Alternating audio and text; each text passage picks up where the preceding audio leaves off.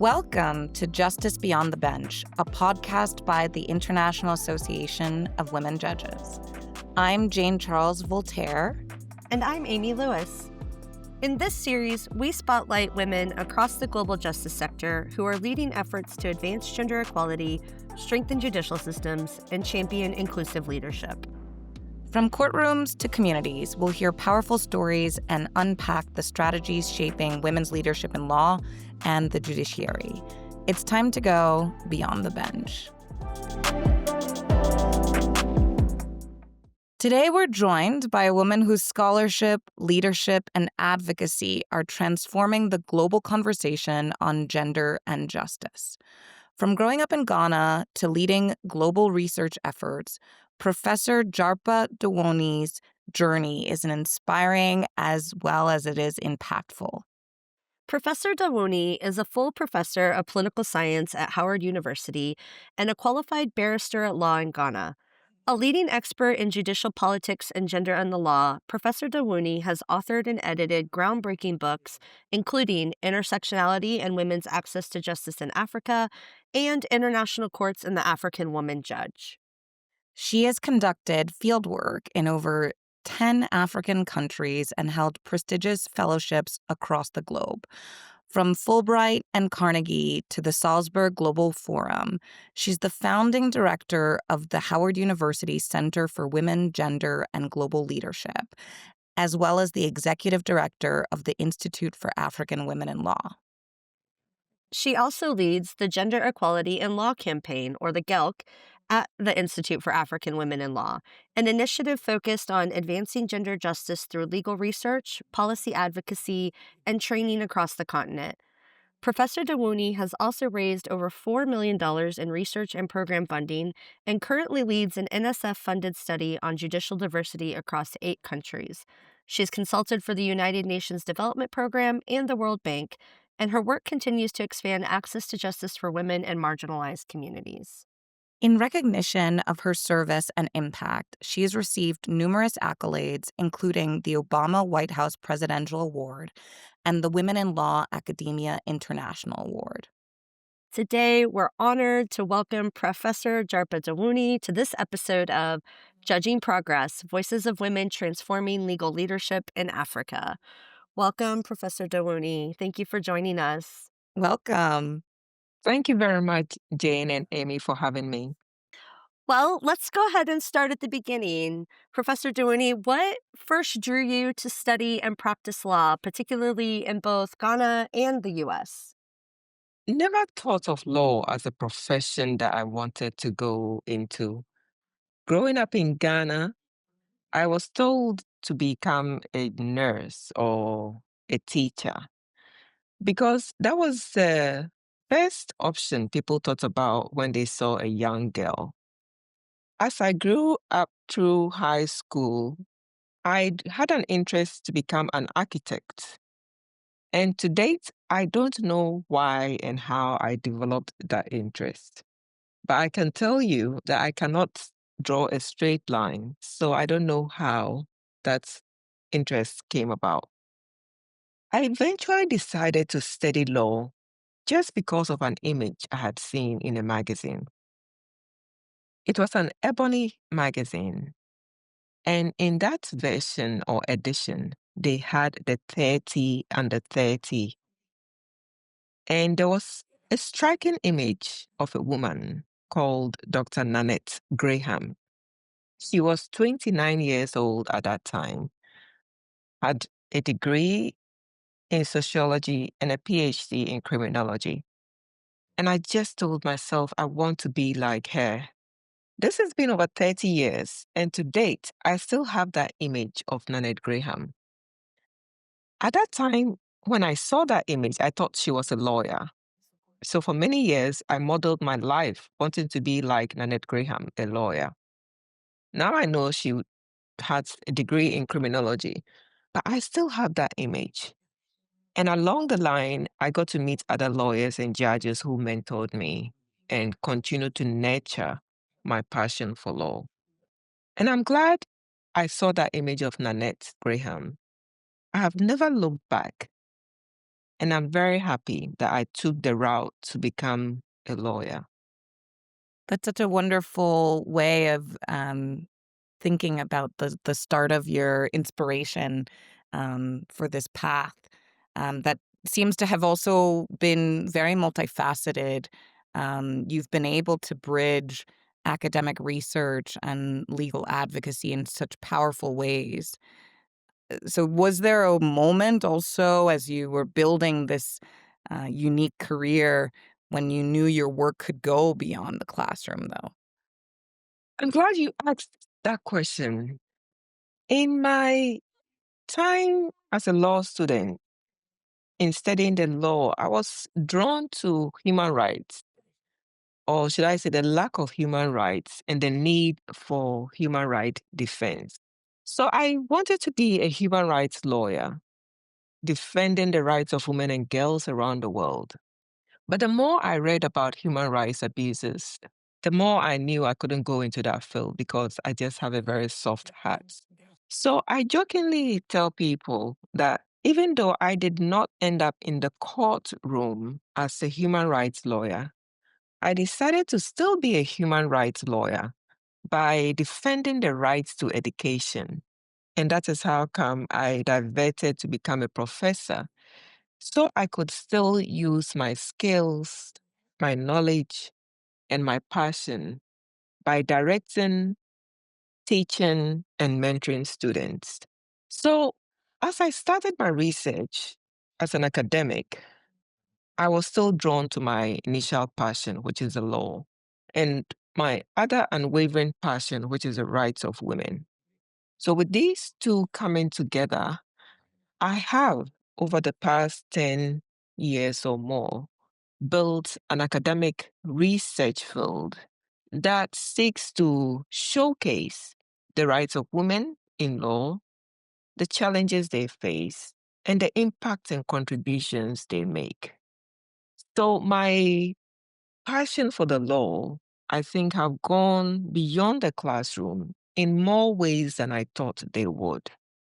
Because I don't believe in only doing research and putting it on the bookshelf. I believe that our research should lead to actionable change. And that is how come I engage in scholarly activism as a way of highlighting the research findings and advocating for the change we want to see.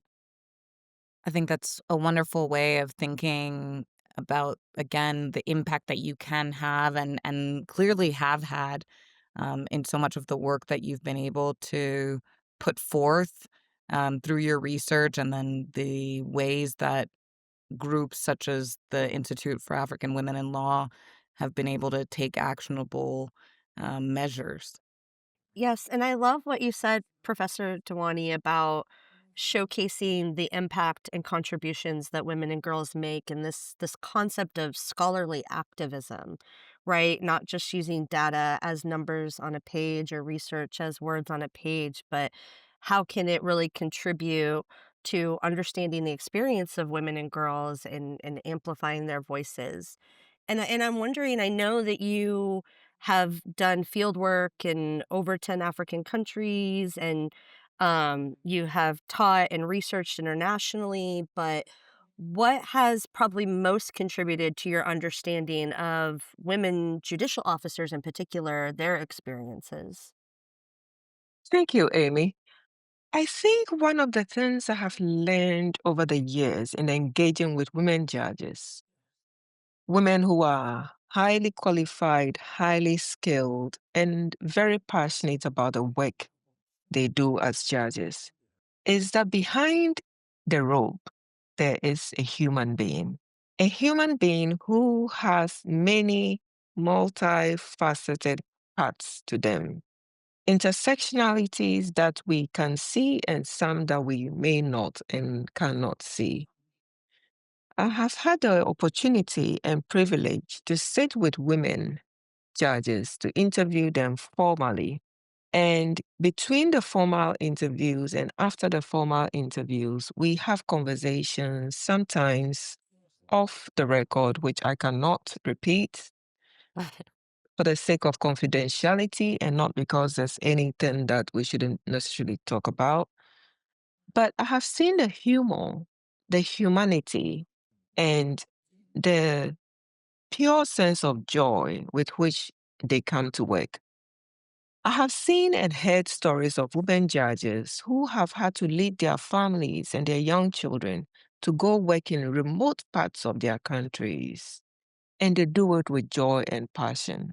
I have seen and heard the stories of women judges who have had to provide more in the courtroom to ensure that the litigants before them or the defendants, whether women, children, or other abused minorities, are heard and treated humanely.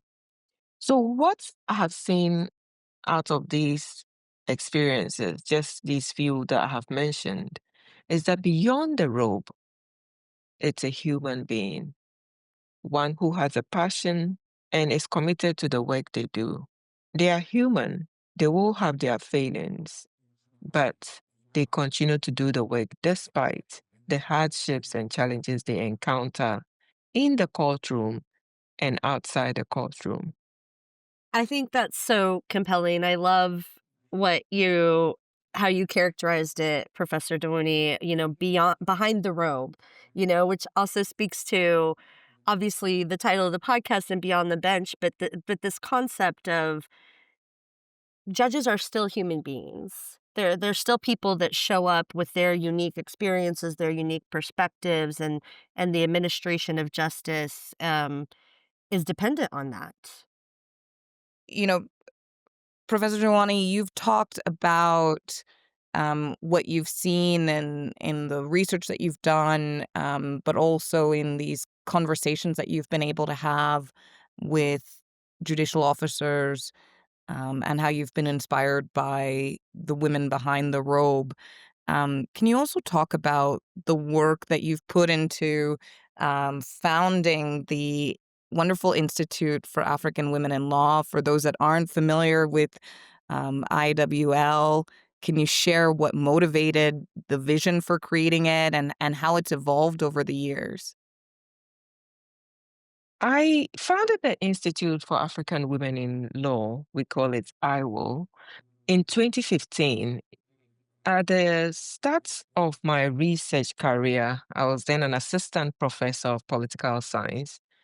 And it was out of my frustration, really, of not finding consistent research that had been done on women in law across the continent. Each time I had to go for a conference, I was preparing a PowerPoint, I couldn't get images of women that I was going to be talking about.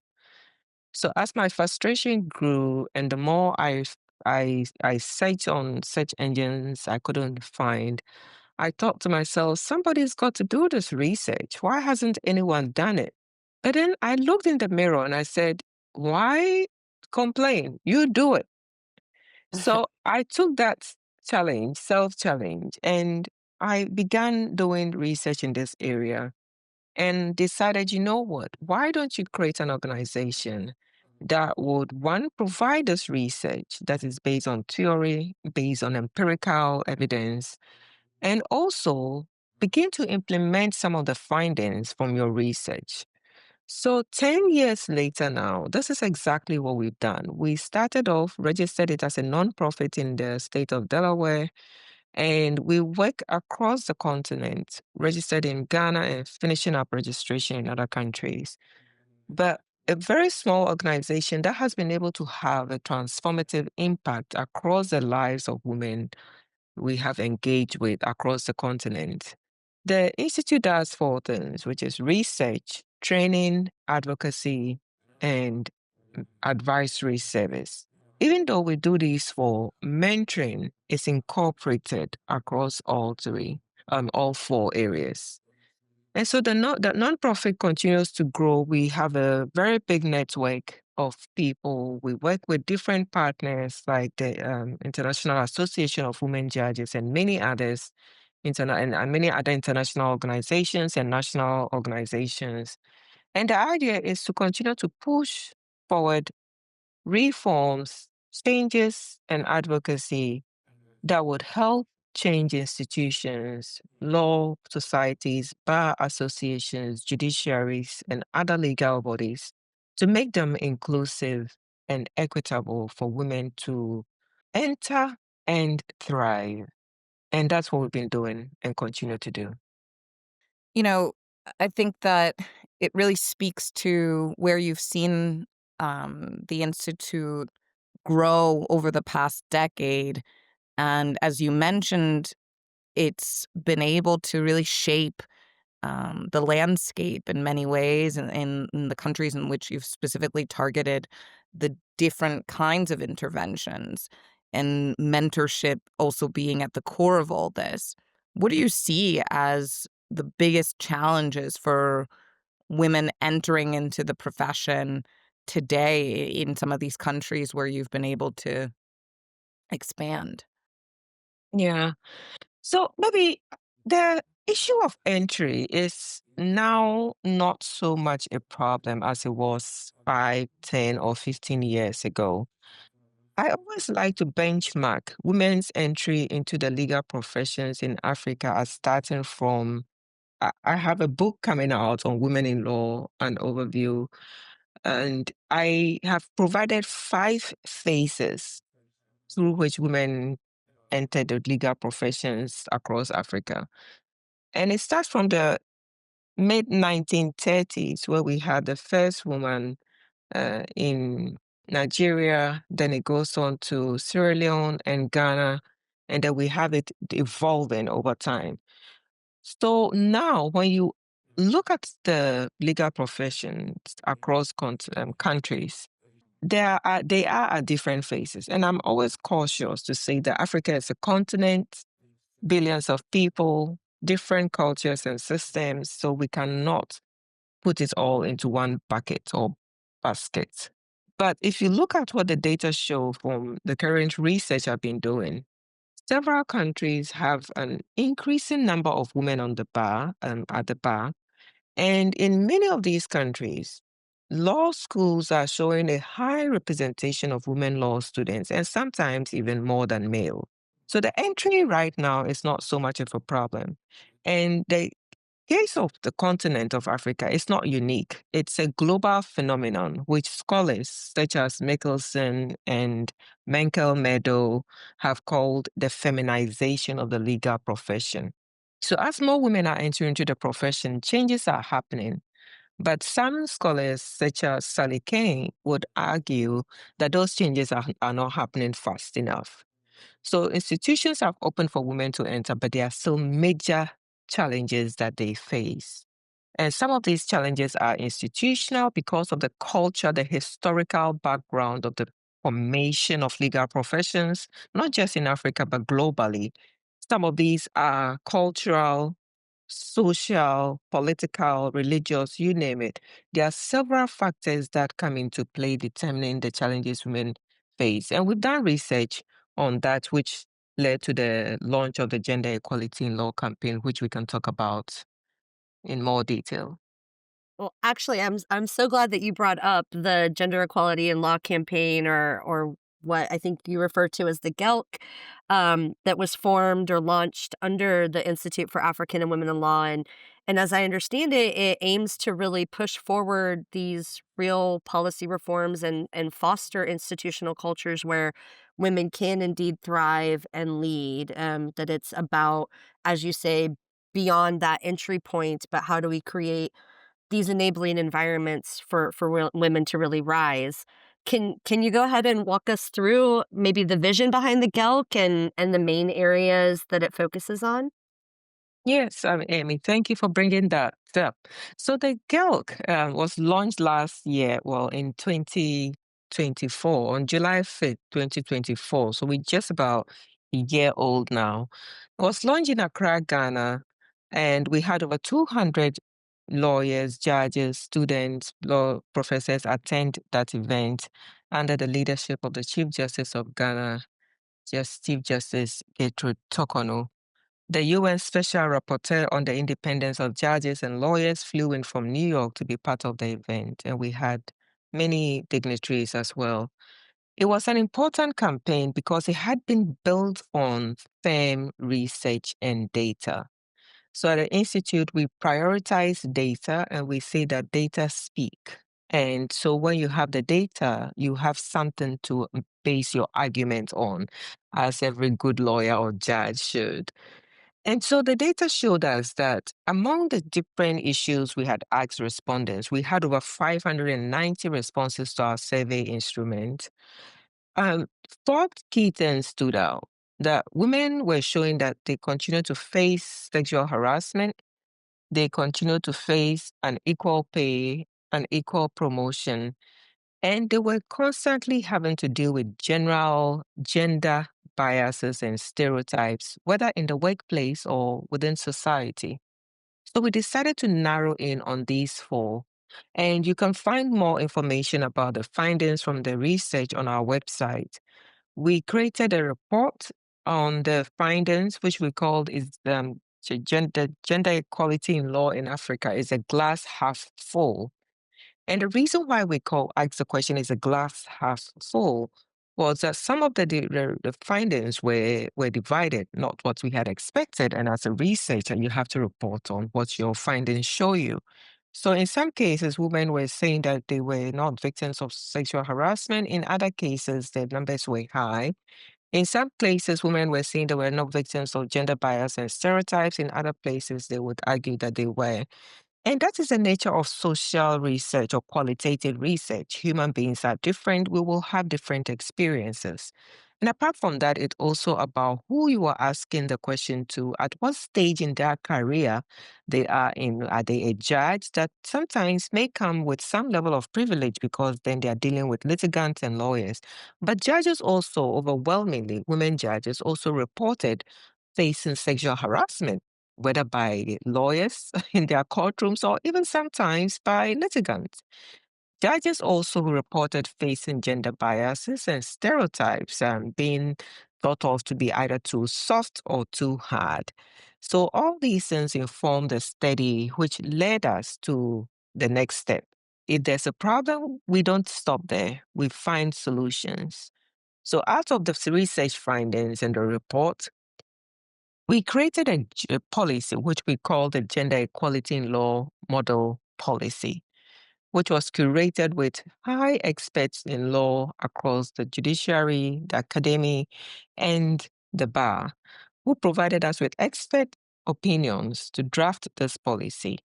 So, in a nutshell, the data show us the problems, the model policy provides a solution so that no organization can say that we don't know what to do about the problem. We have a model policy which you can then adopt, incorporate into your judiciary, your law firm, your legal institution, or in order to make the changes that would make your organization, your law firm, or your judiciary inclusive and respectful of the rights of women as equal participants and equal contributors to society and access to justice. And we're glad that the policy has been adopted by over 200 organizations and individuals, and we are working our way to getting more adoptions. And to end on this note, the most important part of this campaign, which shows us that we are on the right path, is that in October 2024, after we launched it in Ghana in July, we went to the African Union in Addis Ababa. And the Office of the Legal Counsel of the African Union, under the leadership of Professor Hajir Goldish, endorsed our model policy, showing that at the highest level within the region, the continent, our policy has been adopted and endorsed by the African Union. And it's a good step for us to continue to build partnerships in order to make the changes we want to see within institutions. That's incredible that it's been adopted, as you say, by over 200 and that the AU actually endorsed the model policy. That's incredible work. And I'm sure no small feat to get there. And I know that you mentioned that the campaign kind of focuses on these four areas: sexual harassment, fair hiring and promotion, equal pay, and gender bias and stereotypes. And I think to your point, we know that institutional change, it's never just a checklist. It's cultural, sometimes even political. And as you've worked to incorporate this model policy and get these endorsements and promulgate these solutions and ultimately shift mindsets, right? What has been kind of the most surprising or even the most challenging part of this process? Yeah, thank you, Amy. You're right. Building these institutional change mechanisms take time. They take a lot of energy. And as you know, that institutions don't change overnight. They don't change within 3 or 5 years. Institutions don't change based on a grant cycle because these institutions and their institutional practices have been built over hundreds of years, probably. So it requires a lot of sustained action and most importantly, committed partnerships.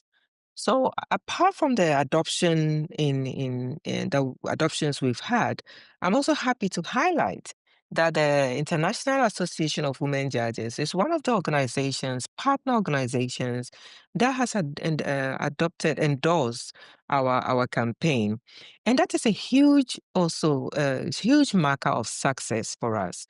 Because for those listeners who may know, the IAWJ, it's a huge organization, a global organization doing a lot of work in supporting women judges across the world.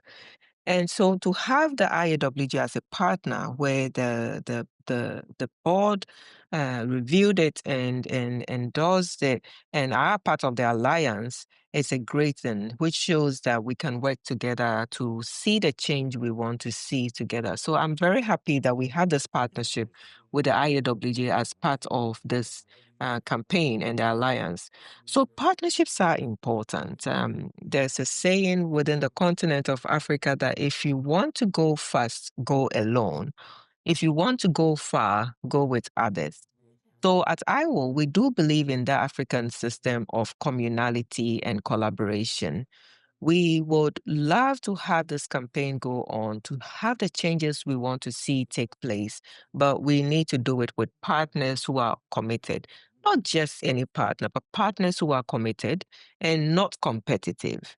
We can, if we all want to achieve one thing, which is that women thrive in the legal or judicial professions, we should do this from a collaborative stance and not a competitive stance. So these are some of the things that we are excited about, and we continue to work with other institutions in order to open up space for more women to thrive in the different legal and judicial positions they occupy. You're completely right that the coalition building, the alliance building that GELC has been able to do is critical to the sustainability of the work. Certainly from IWJ's perspective, we were really excited to be able to be a part of this movement, and participate in the ways that we can as our organization also strives to achieve these advancements for women within the judiciary, which really mirror so many of the points that you mentioned earlier that continue to be barriers for women's advancement within different levels of institutions that are linked to the law. And, when we think about women in leadership and law as a movement, a mobilization to sustain, we would love to hear more about the country, specifically where IAWL has been most engaged. What have been the biggest leverage points that you see for advancing women's leadership? What do you think also people are missing, either within the institutions or even just more broadly within the gender equality space? So among the countries we've been working in over the past 10 years, and I think because of COVID, and as we know, it's got its ups and downsides, is that through the COVID period, we were able to reach a lot of people. So if we're counting the countries we've had an impact, it's really extensive. And you'll be interested to know that it's not just on the continent, but also in the African diaspora. So whether in the United States or Europe and other places, we had people joining us from everywhere in our uh, webinars that we had. And 2022 2021 to 22 was a very intense time where we started launching our Leadership Academy online and had several of these webinars. And so the reach we've had has shown that in order for change to happen, we must understand the cultural context. But even before the cultural context, we must understand the historical context. You have to look back to see where women entered the professions, how they entered, and why. So, once again, without giving too much away from my forthcoming book, because I've been working on that book for 10 years, believe it or not, I lay out the historical evolution of women's entry into the professions, looking at the bar, the bench, and the academy. There has been progress, but there are still many challenges. Once again, it's hard to quantify or to draw a straight line or picture because we're talking about a whole continent over 50, 54 nation states and with very different histories and cultures. But we see that if you look at countries where there has been progress, in Kenya, we have women, increasing number of women joining the bar in our study on women in law and leadership in 2023 in four countries, Nigeria, Kenya, South Africa, and Senegal.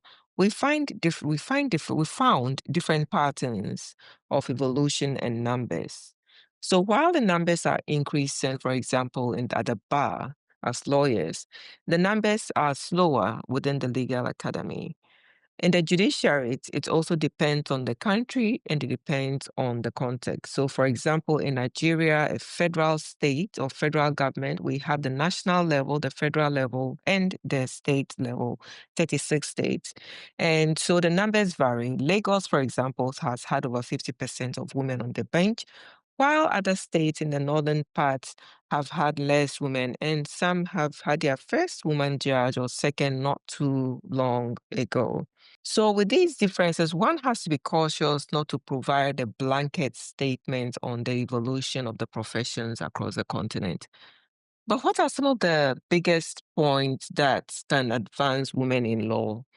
I would say once again that we need to look at the particular context of a country. So, for example, even though Nigeria may not have the high number of women in their judiciary now compared to, let's say, Kenya, Nigeria has had two women chief justices, yeah. One much earlier than Kenya, which has had its first woman chief justice. And in countries such as Senegal, where women are still probably less than 15% of the judiciary, Senegal has had quite a number of strong women leaders within their constitutional courts and their Supreme Court, even though still not as fast as we would want to see.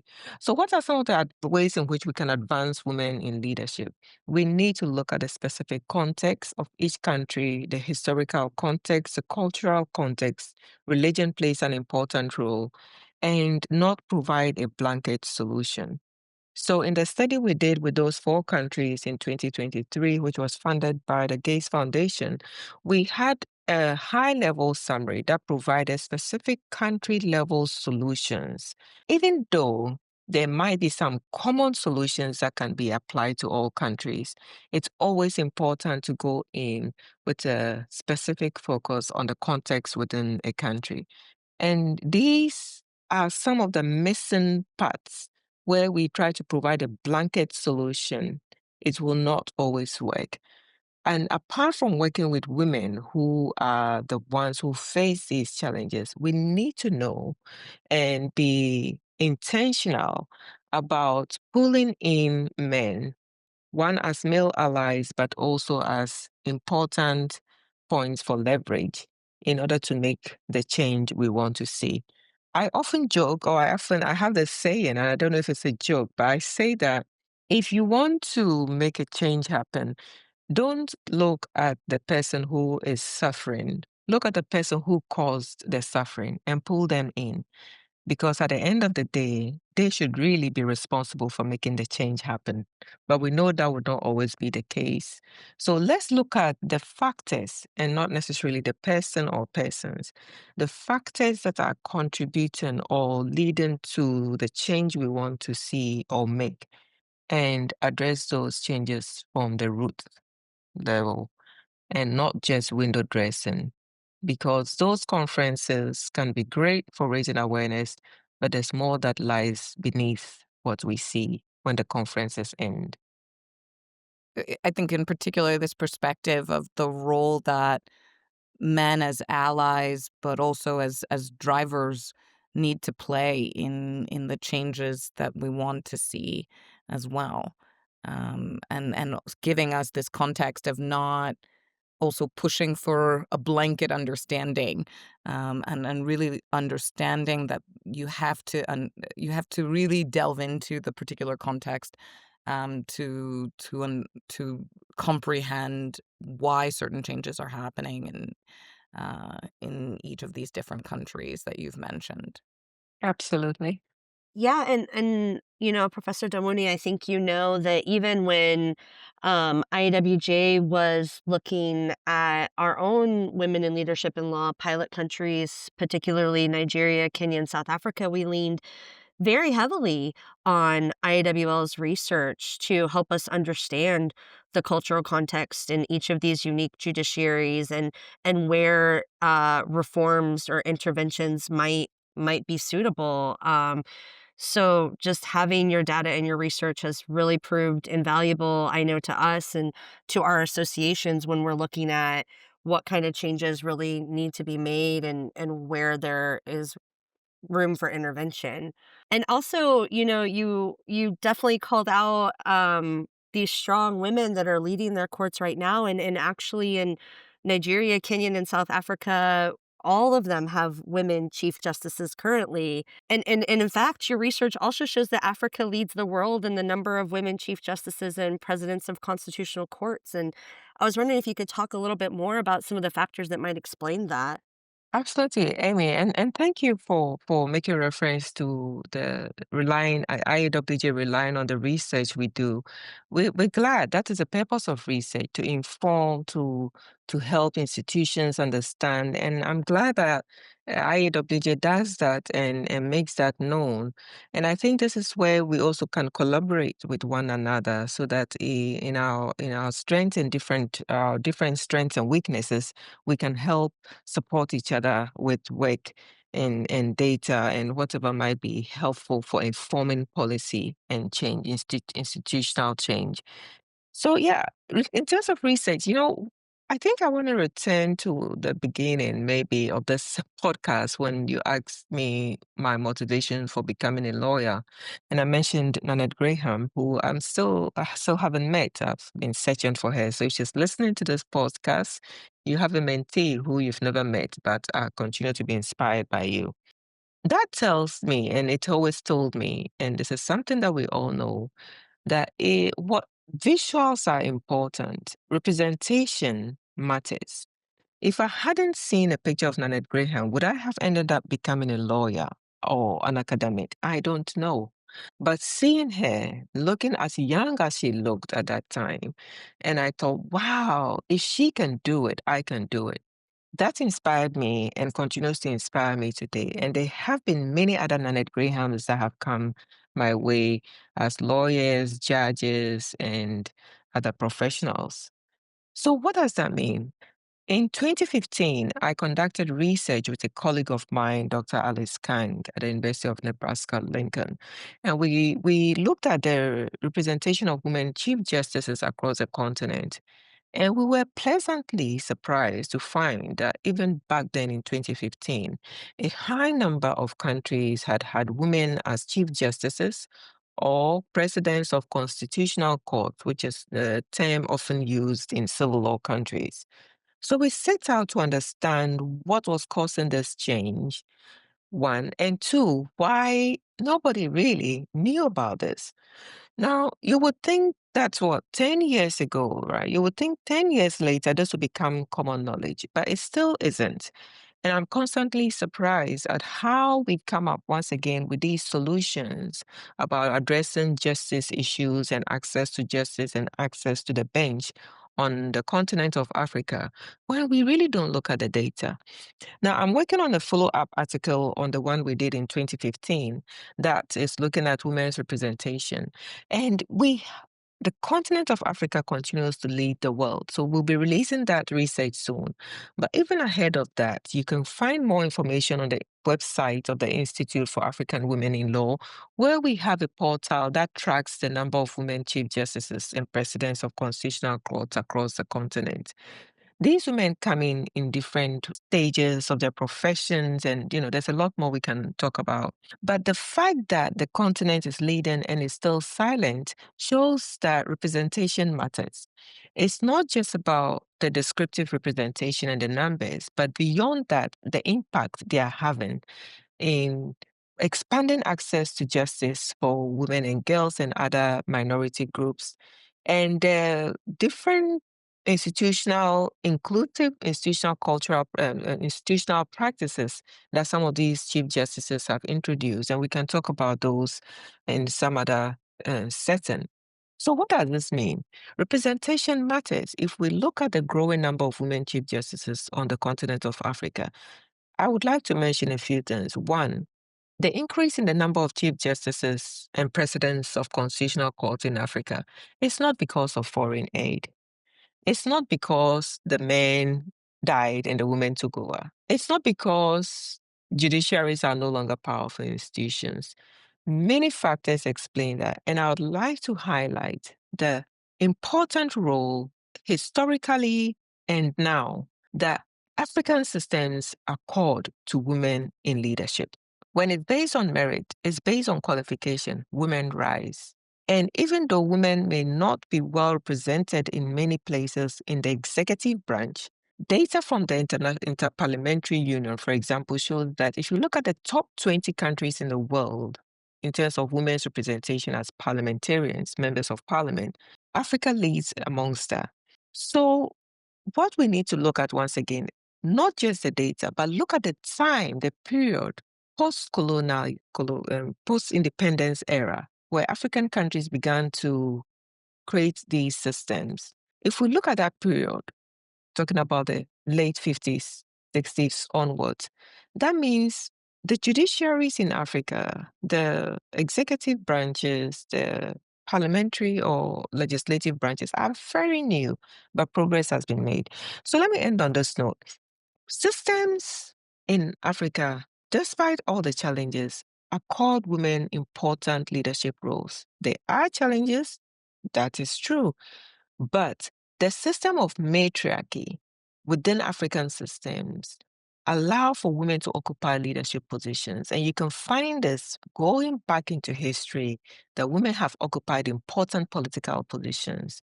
They've occupied important religious positions, and they've occupied important even security positions, and of course, economic powerhouses. So we need to once again understand the historical context, the cultural context. And I encourage everyone who is not well versed in this literature to read the growing literature, abundant literature on African feminisms in order to understand that what we're seeing in judiciaries is nothing new. And this is where I wrote an article in 2019, which I introduced a new theory for studying African women in law, and I called it legal feminism. So it's from the word matriarchy, and it's looking at it from a legal perspective to explain that women rising into judicial positions in African countries, women rising into leadership positions in law firms, women rising into the leadership or the judiciary of the African Court on Human and People's Rights, women rising up to join international courts such as the International Criminal Court or, for example, the ICJ, which still continues to struggle globally with the number of women.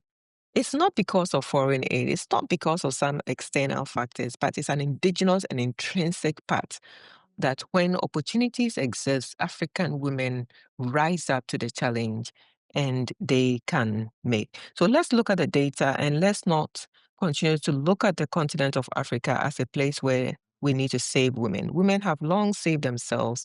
Of course, there's still always support that can be given, but let the data speak and let's not minimize or erase those contributions that women have made in order to get to those leadership positions.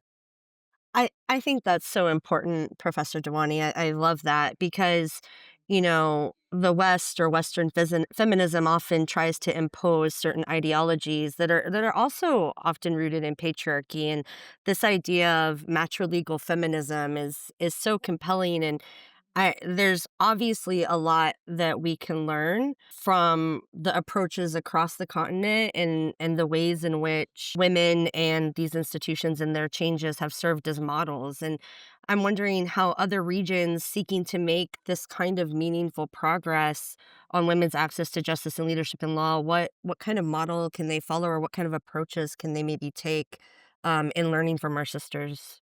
Yeah, thank you, Amy. And I really admire your deep understanding of feminism. And I know we've had wonderful conversations about that. And I just enjoy listening to your feminist heart and your feminist mind. It's important that we understand these issues from a feminist perspective. And whether we call ourselves feminist or womanist or anything, it's the simple standard rule of the equality of human beings of all kinds. And so, what can we learn? The world continues to be engaged in power struggles. So, as a political scientist, I'll shift towards that a bit. There will always be power struggles, and whether in the judiciary, whether in the women's movement itself, whether in how we position ourselves as change makers, global north versus global south, funders, grantors versus grantees, there will always be some power dynamic. And so I would say that we need to retell a story. And this is what I do as an academic. I have taken it on myself that I am going to tell the story as it is, the story as it truthfully is, and tell it from the voices of the African women judges themselves. And that is what led me to my book that came out last in May, my fifth book on women judges called African Women Judges Storytelling as Judicial Freedom. And it's because storytelling is what judges do. Storytelling is what lawyers do. You go to the courtroom, you tell your legal story, you provide the evidence, and the judge has to make a decision on who told the quote unquote best story. And the judge just doesn't sit there and make a decision. In most common law countries, they have to write a decision, and it's based on them telling a story too. So if you read the judgment, it's a story that the judge is telling. Now, most people think it's okay for the judge to tell the story when it's a case, but who tells the story of the judge? And so, with the research I've done over 10 years, talking to countless women judges and lawyers across the continent, I realized that it's a combination of the cultural beliefs that, you don't tout your own horn, and it's also part of the profession. The judicial profession is very reserved. And in the civil law countries, in most Francophone countries where I've done work, they'll tell you they have an obligation of confidentiality. So they don't talk about themselves, they don't talk about the work they do. And I constantly listen in my interviews at the amazing impact these women judges are having. And I'm asking, who's going to know what you're doing? Who's going to know where you've been and what you've done? And so, as an academic, it's my job to tell these stories through theory and through a strong empirical base. So, this book is an act of judicial freedom where we tell the stories of these women. Because without this book, how many people would know? And it's not that it's only documented in this book, but without these stories, how many people would know that the first woman magistrate and judge in Kenya, Judge FEO, would never have made it to law school or become a lawyer and then a magistrate, but for the contributions of her father, who allowed her to go on to meet someone who was recruiting people to go to law school in Dar es Salaam at that time. Kenya didn't have a law school. Without these stories, who would have known that a judge from Kenya again had to struggle and move from one city away from her mother into another city with her father so she could have that access to education to be able to gain qualifications that would take her high, and that her father allowed her to become a judge or to become a lawyer and eventually a judge. So these stories are rich that showcase and challenge some of the norms that we believe oh well, African fathers always choose a boy and not a girl, they're not supportive, and that these women who are judges are privileged people and so they don't understand women's issues or the rights of citizens. You have to read these stories to understand where these women judges came from, the challenges they went through, how they stood up against authoritarian governments who were chasing them literally for their lives. And they said they will stand their ground. So next time somebody is making the argument that oh, all women all judges are corrupt in Africa, women judges are corrupt. Yes, there will be corrupt judges. They are everywhere, unfortunately. They can be found everywhere, unfortunately. There will be some corrupt women judges, there's no doubt. But we also have to constantly push back against these overgeneralizations that the continent is full of just negative stories. We read these stories and we see how these women have been able to stand the test of time, to stand behind their judicial decisions, to stand on judicial integrity in even when it nearly cost them their lives. So these are the ways in which I think we need to reimagine that when we're talking about life on the bench or beyond the bench, we need to go beyond the media headlines and look at what theory has provided us, look at what research tells us in order to have a fuller picture of the lives of these women judges. And I'm glad to be a contributor to that journey. There's more to be done. I'm glad that I'm part of that journey, and we are going to continue to do this work as long as we can. Well, we're so glad you're part of that journey as well. And I think that's something we talk about a lot at IWJ too, right? Is just the importance of women judges, of course, telling their stories. And then, secondarily to that, the importance of other women or people generally amplifying those women's stories. It's just so critical to understanding the way that the world has been shaped and the way that we can continue to shape the world. And in many ways, if you allow me to, I think what you just said, you are acting as, from taking a traditional word, a griot of women judges, and really being able to be the platform and the advocate for these hidden stories, these hidden pathways that are really critical to understanding where we are today in the landscape when we look at the judiciary, but also the legal field throughout the continent. So, thank you again also for emphasizing the need to break maybe from certain narratives that really don't show us the full picture of really what has been a story of progress and a story of advancement and of resistance in so many ways. Thank you. You both say it very nicely. And I'm very glad I'm doing this podcast. I normally don't like doing podcasts or hearing my voice, but I'm glad that you were able to pull me into this podcast. I commend IWJ for this important initiative.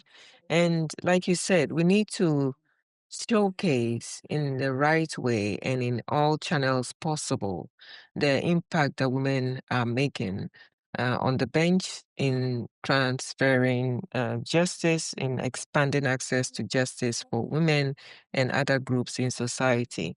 And I'm sure this podcast will go a long way to inform people to know that when we advocate as scholars or activists or organizations such as IAWJ for equitable access to women on the bench, we're not just saying it for the sake of wanting to have the numbers, because evidence shows, research shows that women do make important contributions to justice.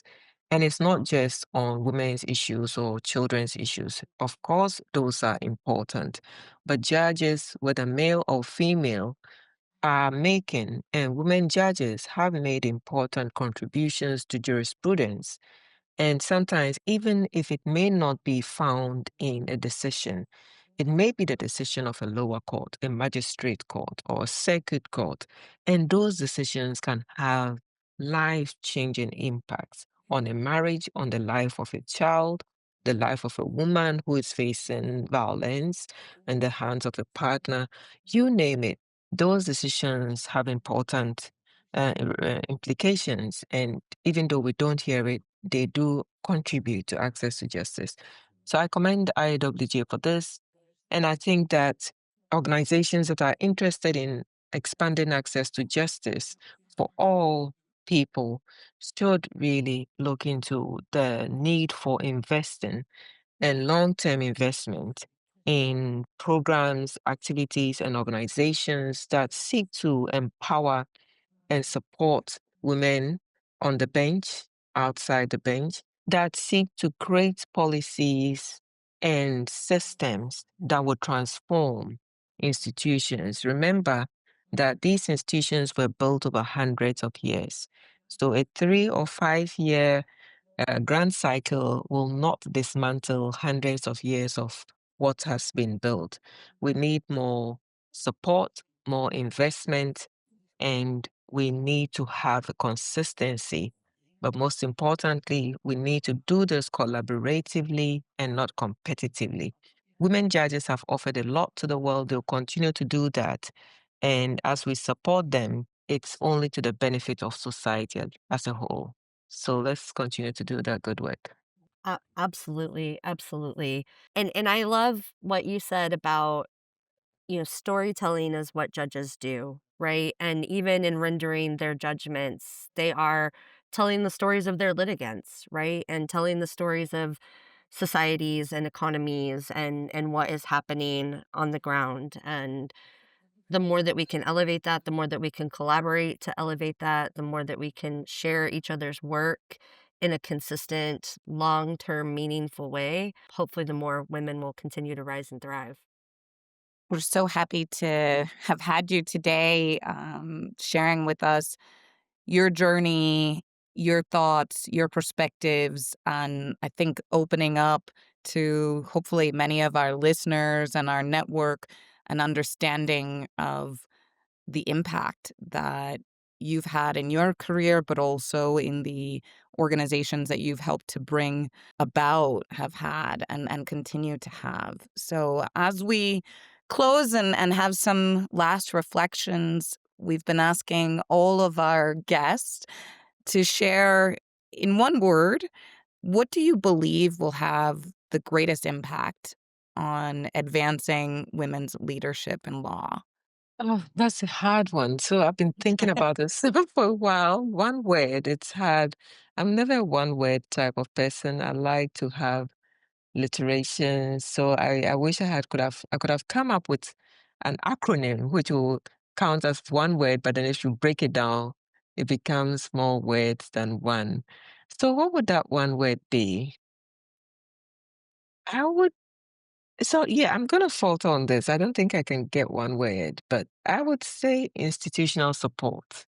And that Uh, comes in different forms. Institutional support comes in the form of financial resources that are needed. Institutional support comes from leaders who are making those important decisions about who gets appointed, who gets promoted.